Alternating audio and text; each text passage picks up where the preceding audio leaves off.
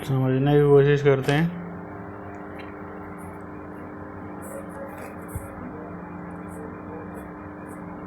त्रिकोणमिति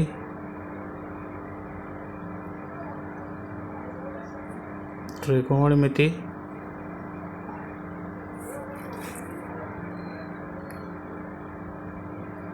कक्षा 10 की त्रिकोणमिति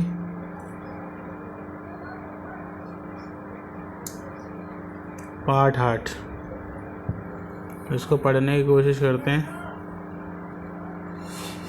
भूमिका इंट्रोडक्शन जो है,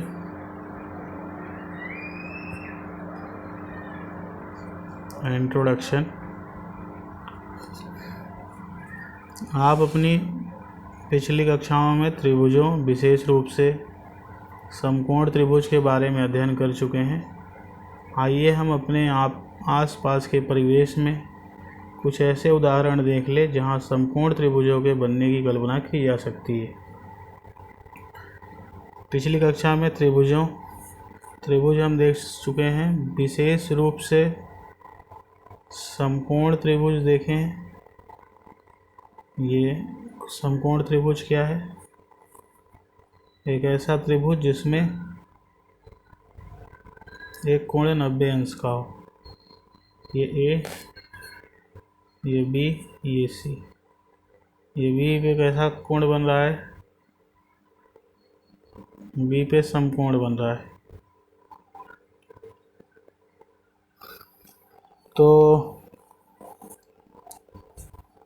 तो हम ऐसे भी त्रिभुज देखे हैं जहाँ पे समकोण त्रिभुज बनता है।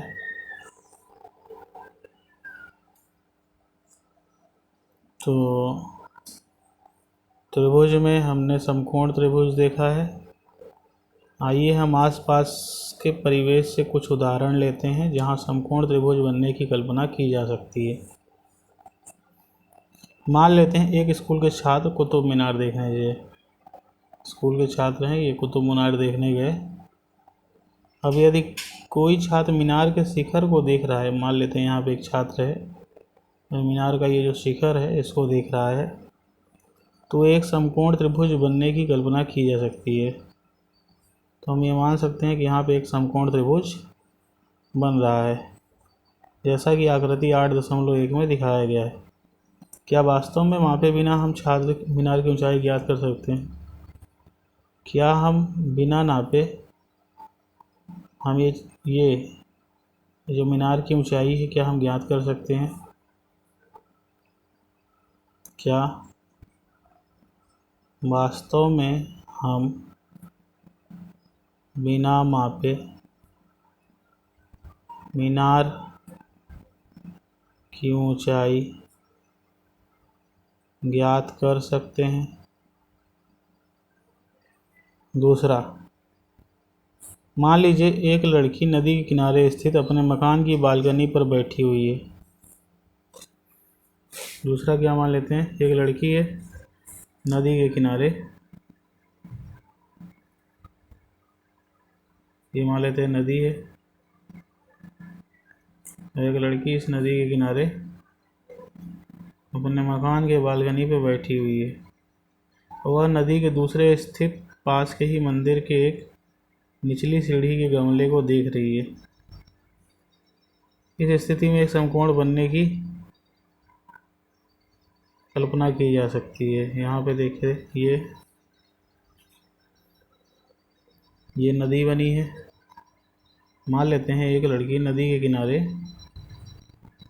अपने मकान की बालकनी पर, ये मकान बना है उसका, उसके बालकनी पे बैठी है और वह नदी के दूसरे किनारे पर स्थित, ये नदी है, नदी के दूसरे किनारे पर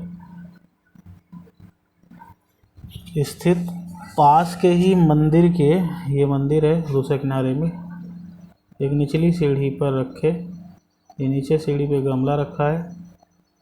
इस स्थिति में एक समकोण बनने की कल्पना की जा सकती है। इस स्थिति में भी हम सब समझ सकते हैं कि ये उसकी ऊंचाई हो गई घर की, जहाँ वो बैठी ज़मीन से। ये जो दृष्टि देख रही है वो रेखा जो आँख से देख रही है, और देखने की रेखा, और ये सामने क्या है, सामने है गमला, उसको देख रही है। यदि आपको ऊंचाई ज्ञात हो जिस पर लगी बैठी हुई है, क्या आप नदी की चौड़ाई ज्ञात कर सकते हैं? अगर ये ऊंचाई ज्ञात हो तो क्या आप नदी की चौड़ाई ज्ञात कर सकते हैं? तो यहाँ पे भी एक समकोण, ये छत की ऊंचाई, ये जो दृष्टि है देखने की, और ये नदी की चौड़ाई। अगला देखते हैं। मान लीजिए गर्म हवा वाला गुब्बारा हवा में उड़ रहा है। मान लेते हैं एक गर्म हवा वाला गुब्बारा हवा में उड़ रहा है। आसमान में उड़ने पर इस गुब्बारे को एक लड़की देख लेती है। ये उड़ रहा है ये आसमान में, और इसको उड़ने पर एक लड़की देख लेती है, और इस बात को बताने के लिए वो अपनी माँ के पास दौड़कर जाती है। गुब्बारे को देखने के लिए उसकी माँ तुरंत घर के बाहर निकल आती है। अब मान लीजिए जब पहल लड़की गुब्बारे को देखती है तब गुब्बारा बिंदु ए पे था। जब माँ बेटी दोनों गुब्बारे को देखने के लिए बाहर निकल आती हैं तो गुब्बारा एक अन्य बिंदु बी तक आ चुका होता है। पहले यहाँ पे था, फिर जब दोनों देखने आती हैं उड़ते उड़ते यहाँ बी तक आ गया। फिर से पढ़ लेते हैं इसको।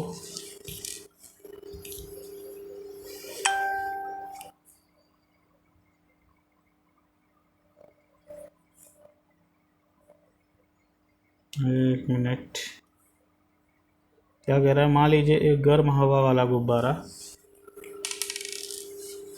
ऐसा गुब्बारा है, गर्म हवा में उड़ रहा है। आसमान में उड़ने पर इस गुब्बारे को एक लड़की देख लेती है। ये आसमान में उड़ रहा है, इसको एक लड़की देख लेती है,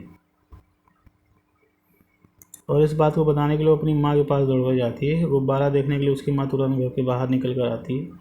लड़की देखी ये गुब्बारा उड़ रहा है,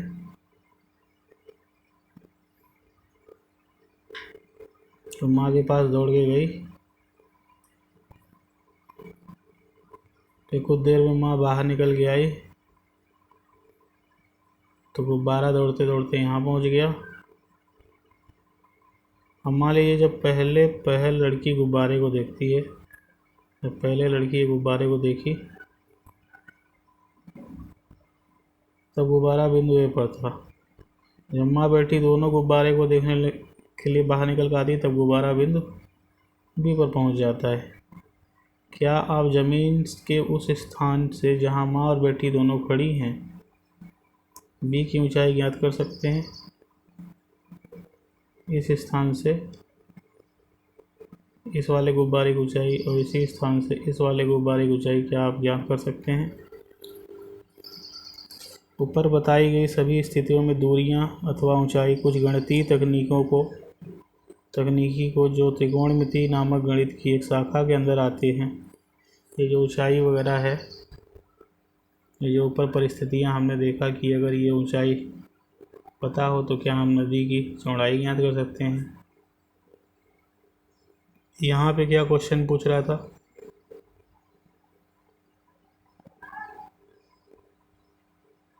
क्या आप ज़मीन के उस स्थान से जहाँ दोनों बेटी खड़ी हैं बी की ऊंचाई ज्ञात कर सकते हैं? ये ऊंचाई ऊपर बताई गई सभी स्थितियों में दूरियों तथा ऊंचाइयाँ कुछ गणितीय तकनीकी को जो त्रिकोणमिति नामक गणित की एक शाखा के अंतर्गत आते हैं लागू करके ज्ञात किया जा सकता है।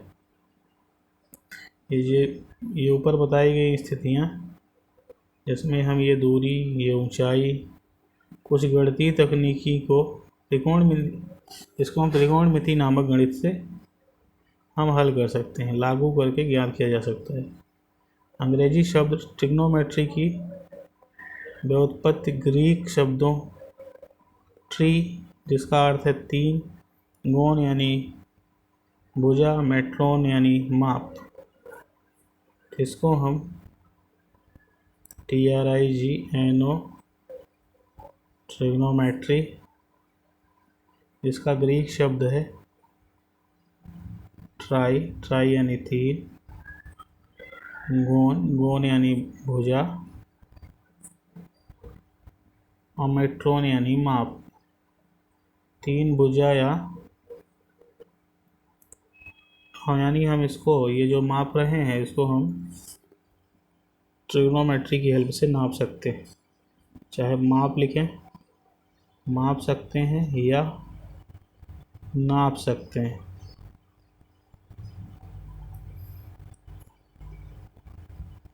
वस्तु तो ट्रिग्नोमेट्री यानी ट्राई यानी 3, गोन यानी भुजा और मेट्रोन यानी माप। वस्तुतः त्रिकोणमिति एक त्रिभुज की भुजाओं और कोणों के बीच का अध्ययन किया जाता है। त्रिकोणमिति में हम भुजा और कोण के बीच के संबंधों का अध्ययन करते हैं। भुजा और कोण के बीच संबंध देखते हैं, जैसे साइन थीटा बराबर लंब बटे कर्ण। तो ये हो गया लंब और कर्ण हो गई भुजा, ये थीटा हो गया कोण।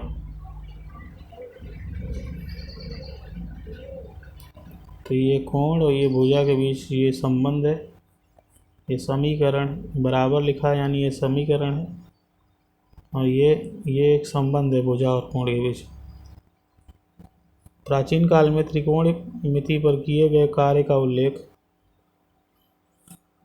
प्राचीन काल यानी पुराने समय में त्रिकोणमिति पर किए गए कार्य का उल्लेख मिस्र और बेबीलोन में मिलता था। त्रिकोणमिति पर जो कार्य किए गए हैं वो कहाँ मिलते थे? मिस्र और बेबीलोन में। प्राचीन काल में खगोल में त्रिकोणमिति का प्रयोग पृथ्वी के तारों और ग्रहों की दूरियां मापने में करते हैं। प्राचीन काल में त्रिकोणमिति का प्रयोग कहाँ करते थे? तारों और ग्रहों की दूरियां मापने में करते थे। तारे और ग्रह के बीच में जो दूरी है उसको नापते थे। आज भी इंजीनियरिंग और भौतिक विज्ञान में प्रयुक्त अधिकांश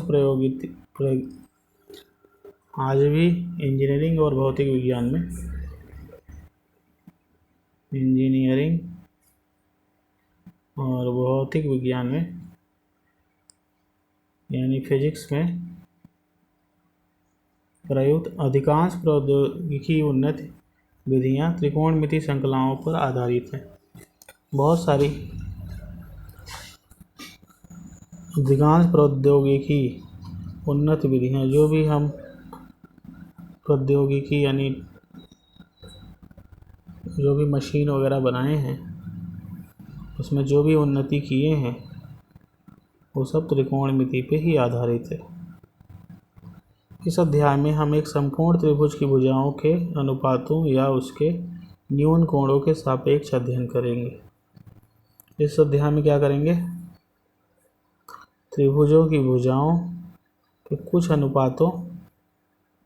इस अध्याय में हम लोग समकोण त्रिभुज के बारे में पढ़ेंगे।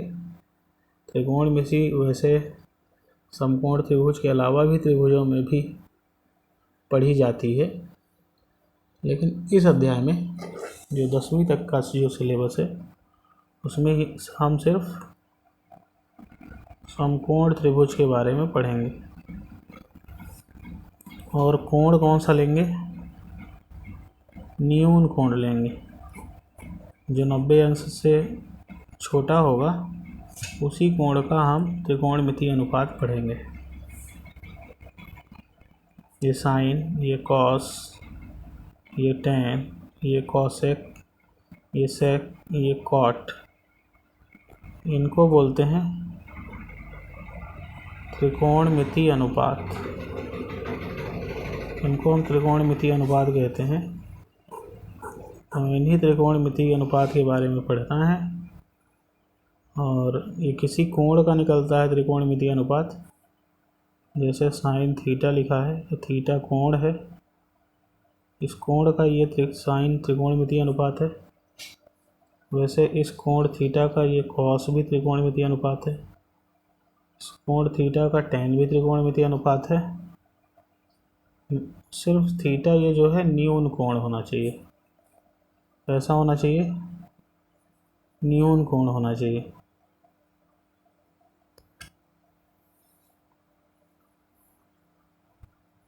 यहाँ हम अपनी चर्चा केवल न्यून कोण तक ही सीमित रखेंगे। वैसे त्रिकोणमिति इसके अलावा भी कोणों के बारे में चर्चा होती है, न्यून कोण के अलावा भी, लेकिन 10वीं तक के सिलेबस में न्यून कोण ही बस है। न्यून कोण का ही त्रिकोणमिति अनुपात पढ़ना है, मतलब ऐसे कोण जो 90 अंश से कम हो, ऐसे उसी कोण की त्रिकोणमिति अनुपात हमें पढ़ना है। यद्यपि इन अनुपातों का विस्तार दूसरे कोणों के लिए भी किया जा सकता है। हाँ, यहाँ पे भी लिखा है 90 से बड़े कोण के लिए भी पढ़ा जा सकता है। यहाँ हम 0 से 90 वाले माप वाले कोणों में त्रिकोणमिति अनुपात परिभाषित करेंगे। हम कुछ विशिष्ट कोणों के त्रिकोणमिति अनुपात परिकलित करेंगे। कुछ विशिष्ट कोणों के त्रिकोणमिति अनुपात को ही देखेंगे। इन अनुपात से संबंधित कुछ सर्वसमीकाएं जिन्हें त्रिकोणमिति सर्वसमीकाएं कहा जाता है। यहाँ पे क्या लिखा है, यहाँ हम 0 से 90 के माप वाले कोणों के त्रिकोणमिति अनुपात को परिभाषित करेंगे। 0 अंश से 90 अंश के बीच में जो त्रिकोणमिति अनुपात होंगे उन्हीं के बारे में हम पढ़ेंगे। और कुछ सर्वसमीकाएं पढ़ेंगे। इंग्लिश में इसको सर्वसमीकाएं को आइडेंटिटी बोलते हैं, जिसे त्रिकोणमिति सर्वसमीकाएं कहते हैं। इंग्लिश में ट्रिग्नोमेट्रिक आइडेंटिटी कहते हैं। इन्हीं के बारे में हम पढ़ेंगे।